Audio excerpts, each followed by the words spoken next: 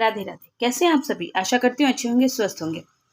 शास्त्रों में जब हम लोग पूजा करने जाते हैं तो इसका हर अलग अलग भगवान की अलग अलग परिक्रमा करने का विधान बताया गया है।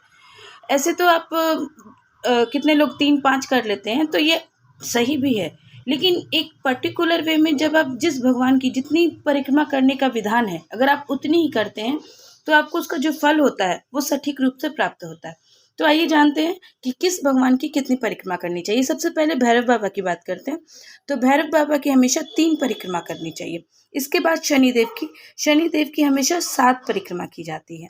हनुमान जी की हमेशा 3 परिक्रमा करनी चाहिए। श्री गणेश जी की 3 परिक्रमा करनी चाहिए और पीपल के वृक्ष की 7 परिक्रमा करनी चाहिए। इस तरीके से परिक्रमा करने से जो हमें परिक्रमा का फल होता है वो हमें बहुत पूर्ण रूप से प्राप्त होता है। भगवान श्री कृष्ण की हमेशा 4 परिक्रमा करनी चाहिए और भगवान विष्णु की भी 4 परिक्रमा करनी चाहिए।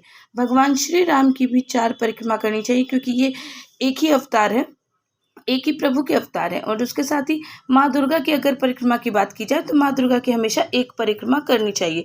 और शिव जी की बात की जाए तो शिव जी की हमेशा आधी परिक्रमा करनी चाहिए।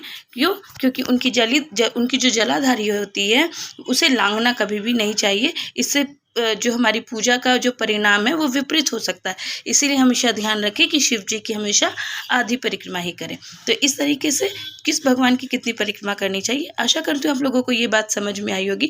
और हो सके तो विधिवत इसी वे में अगर हम लोग पूजा करें और पूजा करके जो भगवान की परिक्रमा है वो करें तो हमें पूजा का जो फल होता है वो पूर्ण रूप से प्राप्त होता है। राधे राधे।